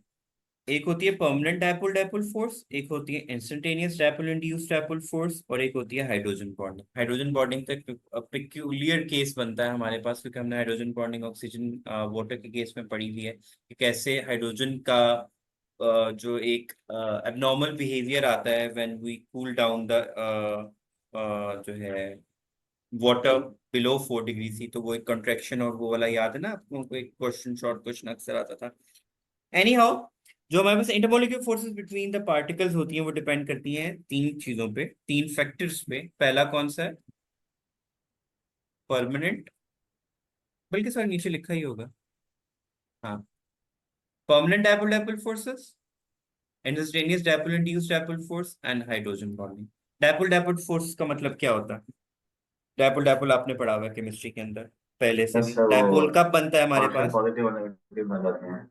तो सर हाँ जी, और वो इलेक्ट्रोनेगेटिव उस डिफरेंस है उसका वो। रेफरेंस भी कोऑर्डिनेट कोवलेंट बॉन्ड में आता है, क्योंकि शेयर्ड पैड एक तरफ ज्यादा चला जाता है तो वो नेगेटिव हो जाता है, दूसरा क्या होता है, पॉजिटिव हो जाता है। और उसके रिजल्ट में हमारे पास क्या बनता है?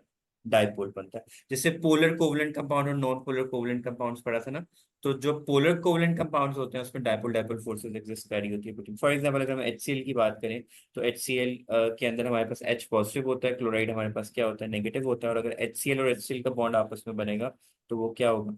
डायपोल डायपोल फोर्स होती है। इसको परमानेंट इसलिए कह रहे हैं because it's not something which is induced into the structure, it's already there। तो जो फोर्सेस अट्रैक्ट करेंगी उनके दरम्यान में, उनको क्या नाम देते हैं? Dipole dipole forces which are permanent in nature. यहाँ पे उन्होंने एग्जांपल भी उसी ही की दी हुई है I guess.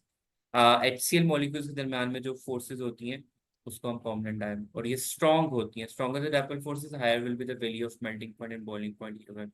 CCl4 on the contrary हमने पढ़ा हुआ नॉन पोलर की एग्जांपल होती है, इसमें इक्वली शेयर्ड होते हैं हमारे पास। तो नॉन पोलर कोवलेंट कंपाउंड्स में डायपोल डायपोल फोर्सेस एग्जिस्ट नहीं कर रही होती हैं। अगर हम इंड्यूस्ड डायपोल की बात करें तो as the name indicate, induced dipole का मतलब क्या होगा कि temporarily dipole has been created into the molecule. तो जो फोर्स एग्जिस्ट करेगी उसको हम लोग क्या नाम देते हैं? Instantaneous dipole induced dipole force. इसके ये डिपेंड किन फैक्टर्स पे करती है? ये डिपेंड हमारे पास करेगी मॉलिक्यूलर साइज के ऊपर, एटॉमिक साइज के ऊपर, मोलिक्यूलर मास पे, और नंबर ऑफ इलेक्ट्रॉन्स के ऊपर। मे भी शायद उन्होंने यहाँ पे कहीं दिया भी हो वाह, हाँ पॉइंट्स ही बने हुए। molecular size, atomic size, molecular mass, and number of electrons in the molecule. That would decide the strength of the permanent dipole force and incident dipole induced forces depends upon the following factors. The bigger the molecule, more the electrons, larger the size, and higher the relative molecular mass, greater will be the van der Waals forces। और बाकी दूसरे table discuss किया हुआ है, जिसका melting point और boiling point जितना ज्यादा हाई होगा वो हमने ऑलरेडी डिस्कस कर लिया हुआ है कि ये पॉइंट याद रखना है कि higher will be the melting point and boiling point, heat of vaporization and heat of sublimation if dipole forces are strong। ठीक है। और इंड्यूस्ड डायपोल मैंने आपको बता दिया कि उसमें आप क्या करते हैं, टेम्परेरीली उसमें डायपोल्स को क्या करते हैं? Induced. Those forces which are present between non-polar molecules are called instantaneous dipole induced dipole forces। Even the molecules with no polar compounds, they are temporary dipoles। For example, atom A and atom B के positive charges हैं, ये दोनों एक दूसरे को क्या करेंगे? repel करेंगे। Due to that repulsion of charge हमारे पास temporary positive negative जो है वो क्या हो जाएगा? क्रिएट हो जाएगा, और उनके दरम्यान में जो फोर्सेस होंगी। अब डायपोल क्या हुआ? इंड्यूस हुआ। ड्यू टू दैट इंडक्शन हमारे पास जो फोर्स एग्जिस्ट होगी उसको क्या नाम दिया जाएगा? Instantaneous dipole induced dipole forces. क्योंकि जब ये दो आएंगे हमारे आमने सामने। ओके, अच्छा। Hydrogen bonding is not a bonding, वो मैं आपको पहले ही बता चुका हूँ, ठीक है। It is basically the intermolecular forces या attractive forces between a lone pair. Let me, हमारे पास ये फोर्स होती है, it is the attractive force between a lone pair and the hydrogen. ठीक है। सो दैट्स हम इसको बॉन्ड नहीं कह सकते। It is not the sharing of anything not the transfer of anything, it is just attractive force between the lone pair of highly electronegative element with that of hydrogen. ठीक है। For example, हम fluorine nitrogen oxygen सबके पास एक lone pair होता है। हम लोग start में पढ़ चुके हैं थ्योरीज के अंदर, जितनी भी हम लोगों ने पढ़ी है, they have a lone pair, ठीक है, available. When there is a hydrogen present and there is a attraction between that lone pair of these highly electronegative elements and between the hydrogen, जो एक attractive force exist करती है between them is known as hydrogen bond। तो एक only thing that you need to keep in your mind कि it is not a bond, it's just a attractive force। यहाँ कहीं पे लिखा भी होगा It is present between those molecules where hydrogen is covalently bonded with a highly electronegative bond. There's a strong attraction. अब ये covalently bonded किसके साथ है? These electronegative element. अब ये जो फोर्स एग्जिस्ट कर रही है ना, this force, not this force, ठीक है, this force between the lone pair. अब उसने लोन पेयर यहाँ पे शो नहीं किया हुआ ऑक्सीजन का, नाइट्रोजन का शो किया हुआ है, ठीक है. ये नाइट्रोजन के लोन पेयर एंड हाइड्रोजन के दरमियान में जो अट्रैक्टिव फोर्स एग्जिस्ट करेगी उसको क्या नाम दिया जाएगा? Hydrogen bonding. यही ये हाइड्रोजन सर फिर बॉन्डिंग वो, इंटरमॉलिक्यूलर फोर्स है ना? it's intermolecular force. It's an attractive force between the part, between the lone pair and वो, not a bond, cause कुछ sharing नहीं हो रही, कुछ transfer नहीं हो रहा. It's just a attraction Yes, between the lone pair and that of the hydrogen. और solubility भी basically इसी वजह से होती है.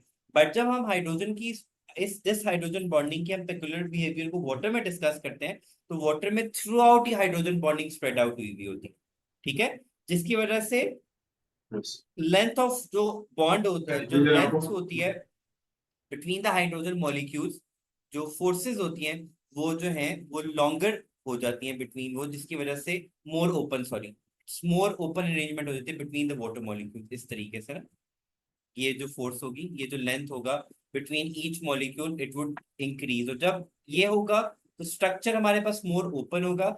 जब स्ट्रक्चर हमारे पास मोर ओपन होता है उसकी वजह से लेस डेंस जो है हमारे पास जो है वो स्ट्रक्चर हो जाता है. इस वजह से सॉलिड्स बीइंग मोर डेंस, लेकिन आइस फिर भी क्या करती है? फ्लोट करती है.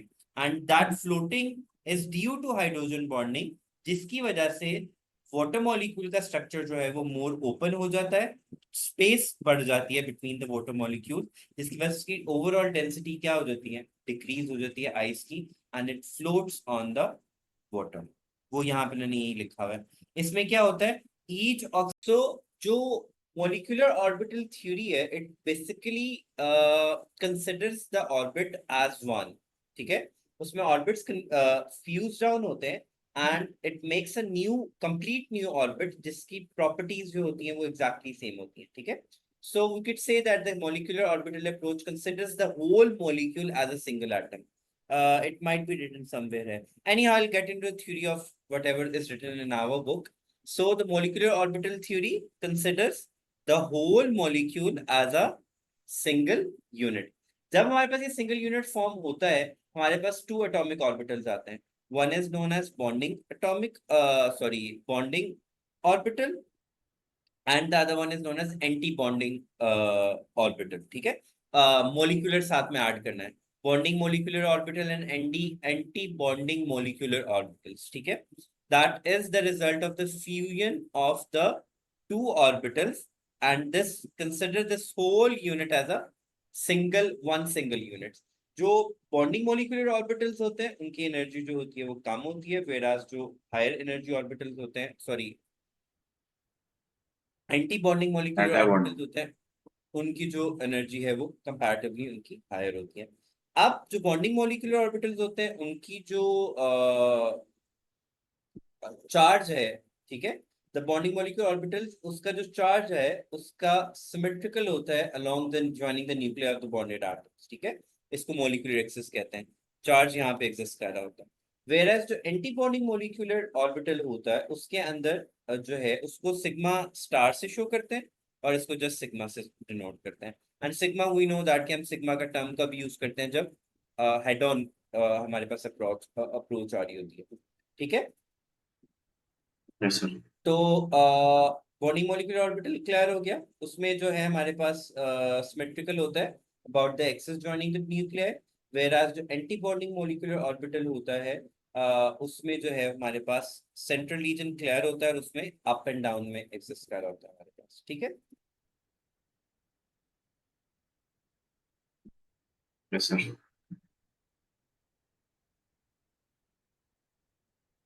इसके अंदर सारे हमारे पास जो रूल्स हैं, of the principle, Pauli's exclusion principle and rules, सारे इसके अंदर अप्लाई होंगे, विच इज, आपको पता है कि नो स्पिन हमारे पास सेम नहीं हो सकता, मैक्सिमम ऑफ 2 इलेक्ट्रॉन्स उसके अंदर आ सकते हैं, सो फॉर्थ एंड सो ऑन, ठीक है. Yes, sir. अब जो हमारे पास मोलिकुलर ऑर्बिटल्स होते हैं इसमें हमारे पास नॉर्मली अगर हम एस ऑर्बिटल्स की बात करें, फिर तो हमारे पास जो सामने स्ट्रक्चर बना हुआ है नॉर्मली हमारे पास ये आता है। ठीक है, हेड एंड अप्रोच की वजह से हमारे पास एक मॉलिक्यूलर ऑर्बिटल बन जाएगा, एक एंटी बॉन्डिंग मॉलिक्यूलर ऑर्बिटल। लेकिन क्वेश्चन अराइजेस कि अगर हमारे पास पी ऑर्बिटल्स आपस में आएंगे, पी ऑर्बिटल्स आपस में कोलैप्स करेंगे, तो हमारे पास किस तरह की वो जो है किस अप्रोच को हम लोग टच करेंगे। तो अब हमें पता है कि जो पी ऑर्बिटल्स होते हैं वो एक्स के लॉन्ग भी होते हैं, सी के लॉन्ग भी होते हैं, वाई के लॉन्ग भी होते हैं। ठीक है, तो हमारे पास दो अप्रोचेज आती हैं। एक हमारे पास आती है हेड ऑन अप्रोच, जो नॉर्मली पी एक्सेस के साथ आएगी। ठीक है, और दूसरा ऑब्वियसली हमारे पास क्या होगा, साइडवेज अप्रोच आएगी, जो कि पाई बॉन्डिंग के पास आती है हमारे पास। ठीक है, जब हम हेड ऑन अप्रोच के ऊपर जाते हैं, तो जो हमारे पास शेप ऑफ द ऑर्बिटल बनती है, इसके साथ ऐसे छोटी सी दो और बबल्स बना, लाइक एयर्स जैसे, बनी एयर्स होता है ना वो। और जो एंड यहाँ पे होगा हमारे पास, उसमें हमारे पास एक बिगर वो आ जाएगा और एक स्मॉलर लोब बन जाएगा, एक बिगर लोब और एक स्मॉलर लोब। ठीक है, तो शेप वैसे तो नीचे शेप्स बनी हुई हैं, I walk you through it, उसके अंदर हम लोग आ जाएंगे। तो जब पी एक्स की अप्रोच होगी हमारे पास, ठीक है, तो हमारे पास चूंकि जो बॉन्डिंग ऑर्बिटल्स होते हैं उनकी अप्रोच क्या होती है, सिमेट्रिकल होते हैं अराउंड द न्यूक्लियर, तो उसकी शेप कुछ इस तरीके से बनेगी। whereas जो एंटी बॉन्डिंग होंगे ऑर्बिटल्स वो ऐसे एक बड़ा लोब होगा, ठीक है, उसके साथ स्मॉलर लोब होगा, smaller lobe and bigger lobe. और क्योंकि सेंटर में चार्ज एग्जिस्ट नहीं करेगा, charges would be above and below, यहाँ पे लिखा भी हुआ है ये। Antibonding molecular orbitals is formed by the subtraction overlap of the atomic orbital. It has zero electron density in between the two nuclei, and the concentration of the nuclear density is on the opposite sides. ठीक है, opposite side का मतलब ये यहाँ पे होगी, centre में नहीं एग्जिस्ट कर रही होगी। whereas bonding orbital में सेंट्रली हमारे पास होंगे। फिर दूसरी शेप हमारे पास आती है जब पी वाई या पी जेड आपस में आएंगे, तो P Y and P Z के अंदर हमारे पास क्या होगा, उसमें ऐसे लोब्स बनेंगे यहाँ पे। I am very bad with the drawing, में आपको दिखाई देता हूँ।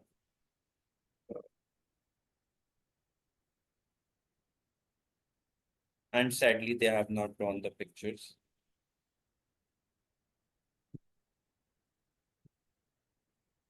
Anyhow, it looks something like this.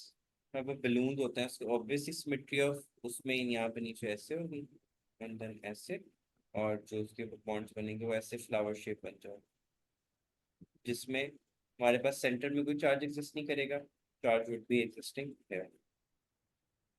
ठीक है, अगेंस्ट जो पी एक्सेस होंगे उनमें कौन सी बॉन्डिंग एग्जिस्ट करी होगी, सिग्मा बॉन्डिंग। और जो P Y and P Z होंगे, क्योंकि वो हेड ऑन अप्रोच में नहीं जाते, वो साइडवेज अप्रोच पे जाते हैं, तो वहां पे कौन सी एग्जिस्ट करी होगी, pi bonding. Okay, Yes,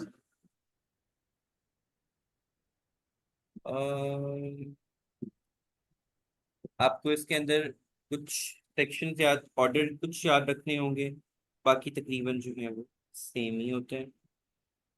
bond order हमारे पास होता है number of bonds found between the two atoms after the atomic orbitals is overlapped. ठीक है, it is the number of bonds formed between the two atoms after the atomic orbital is overlapped। तो इसमें हमारे पास formula जो होता है वो उन्होंने हमारे सामने लिखा हुआ है, number of electrons in bonding orbitals minus number of electrons in anti bonding molecular orbitals divided by two. वो कहता है अगर हम केस डिस्कस करते हैं हाइड्रोजन का, तो हमारे पास बॉन्डेड इलेक्ट्रॉन्स कितने होते हैं, दो, एक एक आते हैं दोनों की तरफ से। ठीक है, एंटी बॉन्डिंग ऑर्बिटल में कुछ भी एग्जिस्ट नहीं करेगा, तो 0 to 2 minus 0/2 is equal to 1। So bond order, तो बॉन्ड ऑर्डर क्या होता है, it is the number of bonds formed between the two atoms after molecular theory, orbital theory की बेसिस के ऊपर जो एक बॉन्ड बनाएंगे, जो ऑर्बिटल बनाएंगे सॉरी, उसका जो बॉन्ड ऑर्डर है इट इज डिफाइंड, बल्कि लिखा भी हुआ, it is the number of bonds formed when two atoms और two atomic orbitals overlap with each other at half of the difference between the number of bonding electrons and anti-bonding electrons. If bond order is zero, the molecule is unstable and does not exist. A positive value of the bond reveals that the molecule exists and is stable. ये जो order है ना, ये आपको थोड़ा MCQs के अंदर ये याद रखना पड़ेगा कि जब हम मॉलिक्यूलर ऑर्बिटल थ्योरी के अंदर जाते हैं, तो हमारे पास जो बिहेवियर है वो थोड़ा सा ओवरलैप करता है, और नॉर्मल जो एनर्जी हम लोगों ने डिस्कस की होती है ऑर्बिटल्स की, उसके कंपैरिजन में एनर्जी जो है वो वेरी करती है। As you could see here कि उसने डिस्कस किया हुआ है यहाँ पे, the following increasing order of energy shows the molecular orbitals of the diatomic molecules such as O2, F2 and their positive and negative ions। पहला कौन सा आ जाएगा? सिग्मा एस की सबसे कम होगी। ये किसको शो कर रहा होता है? अब इस डैश स्टार का मतलब स्टारिक साइन का क्या होगा, एंटी मतलब यहाँ पे बॉन्डिंग। एंटी बॉन्डिंग है। ठीक है, तो इसकी हम पहले ही कर चुके हैं कि बॉन्डिंग मोलिकुलर ऑर्बिटल की एनर्जी क्या होती है, कम होती है as compare to anti bonding. अब यहाँ तक तो आसान है हमारे पास।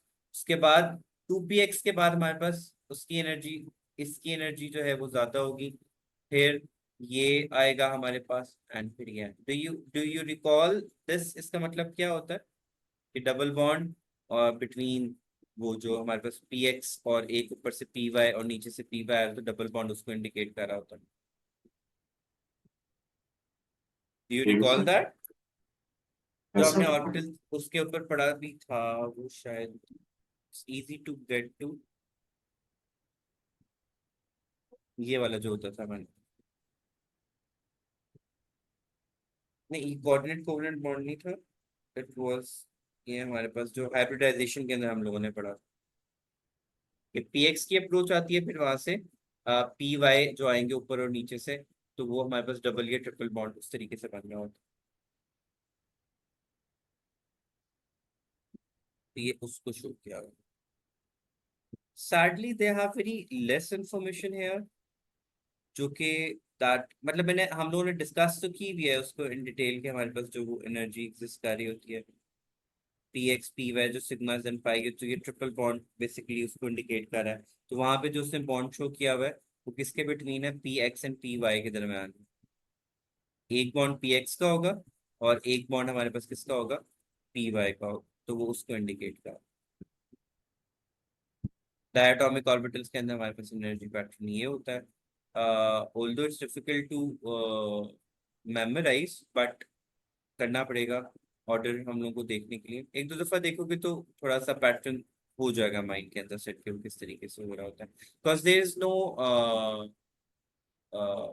Short way to memorise it, कि जिससे हम लोगों ने वो ऐसे ले आए थे ना हम लोग लाइंस, कि किस एनर्जी की पहले आएगी, इस तरीके से क्वांटम नंबर्स में हम लोगों ने ये एक जिगजैग पैटर्न बना लिया था। हमारे पास यहाँ पे कोई एज इट इज नहीं है। बाकी जो मैंने आपको बताया था कि जो मॉलिक्यूलर ऑर्बिटल्स हैं उनकी टू टाइप्स ऑफ अप्रोचेस होती हैं, एक हेड ऑन अप्रोच होती है और एक साइड वे अप्रोच होती है। शेप्स उन्होंने डिस्कस नहीं की हुई है यहाँ पे। और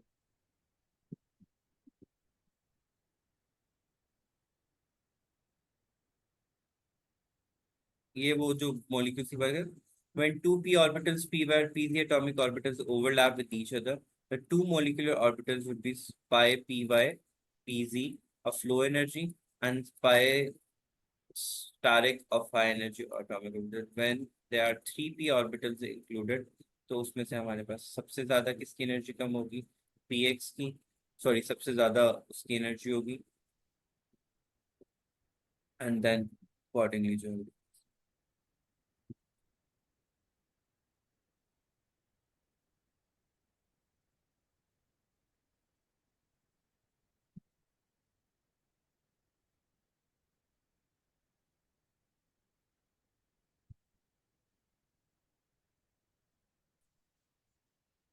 नहीं सर।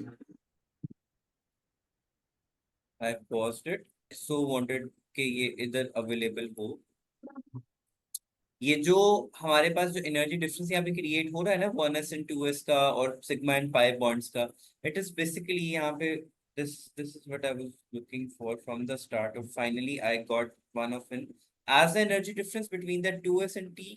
2p जो एटॉमिक ऑर्बिटल होता है स्मॉल होता है, जिसके रिजल्ट में sigma 2s and sigma molecular में do not retain their s characteristic hybridization of atomic orbitals। Mixing of 2s and 2p orbital is the primary cause of the difference in the molecular orbitals of nitrogen and oxygen। नहीं है, वो नहीं लिखा हुआ। No, no, that's not what I was looking for। Okay, हम लोगों ने molecular orbitals study किया था कि मॉलिक्यूलर ऑर्बिटल्स क्या होते हैं, कि जब हमारे पास ऑर्बिट्स जो हैं s और p जो हैं they combine together, and they make a total new orbit, जिसकी प्रॉपर्टी उनके नॉर्मल उससे जो है वो क्या करी होती है, वेरी करी होती है। ये हमारा एक बेसिक कॉन्सेप्ट है मॉलिक्यूलर ऑर्बिटल थ्योरी के अंदर। उसमें हम लोगों ने क्या पढ़ा था कि हमारे पास एक बॉन्डिंग मॉलिक्यूलर ऑर्बिटल होता है और एक एंटी बॉन्डिंग मॉलिक्यूलर ऑर्बिटल होता है। बॉन्डिंग मॉलिक्यूलर की एनर्जी जो होती है it's less as compare to anti bonding molecular orbital. ठीक है। उसके बाद हम लोगों ने पढ़ा कि एस जब कंपेयर होंगे तो हमारे पास ये नोडल प्लेन होता है। नोडल प्लेन सॉरी क्या होता है, नोडल प्लेन एक ऐसा प्लेन होता है जिसके एक्सिस में हमारे पास कोई इलेक्ट्रॉन एग्जिस्ट नहीं कर रहा होता। जो जो हमारे पास जब एस ऑर्बिटल्स आपस में ओवरलैप करते हैं, ठीक है, तो हमारे पास जो सिमेट्री ऑफ इलेक्ट्रॉन होता है बिटवीन द टू न्यूक्लियस होता है लाइक दिस। ठीक है, एंटी बॉन्डिंग में नहीं होता और बॉन्डिंग ऑर्बिटल्स में होता है। लेकिन जब हम पी ऑर्बिटल्स की बात करते हैं तो पी के अंदर हमारे पास कितनी कैटेगरीज आती हैं, पी एक्स, पी वाई और पी जेड। जब पी एक्स आपस में ओवरलैप करता है तो ऑब्वियसली उसके अंदर हमारे पास क्या बनेगा, वो एक हेड डाउन अप्रोच होती है। पी वाई और पी जेड जब आपस में मिलते हैं तो हमारे पास वो कौन सी होती है, साइडवेज अप्रोच होती है और हमारे पास पाई बॉन्डिंग बनती है। कल हम एक चीज डिस्कस करें जिसमें हम लोग बात कर रहे थे सिग्मा टू एस और सिग्मा टू पी के अंदर एनर्जी डिफरेंसेस आते हैं। और वहां पे हम लोग ये बात करते हैं कि हमारे पास जो सिग्मा जो बॉन्डिंग होती है बॉन्डिंग भूल गया,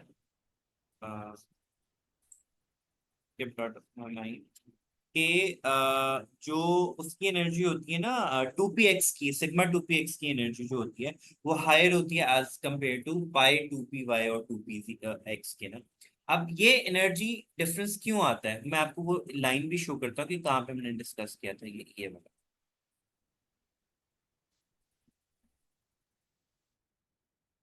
ये ठीक है, सिग्मा टू पी की एक्स की एनर्जी सर्टेन, हम जब डायटोमिक्स में जाते हैं ना, और एक होता है हेट्रोन्यूक्लियर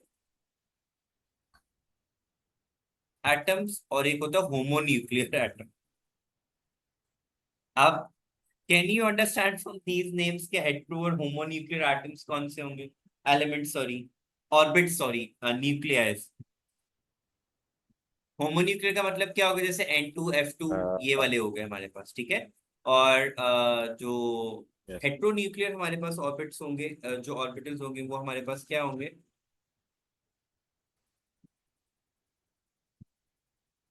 उनमें कौन सी कैटेगरीज आएंगी हमारे पास। नहीं पता सर।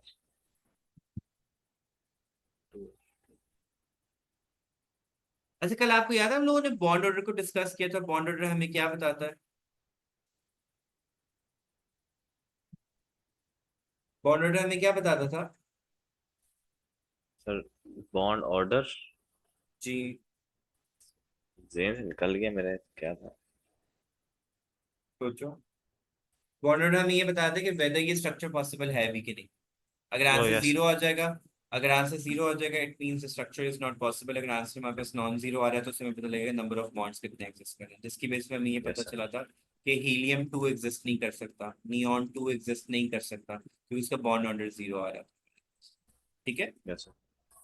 यहाँ पे आपने जो कुछ चीजें हमारी बात हो रही थी कि सिग्मा टू पी एक्स की वैल्यू जो है वो ग्रेटर होती है as compare to pi two P Y and pi two P X के बराबर।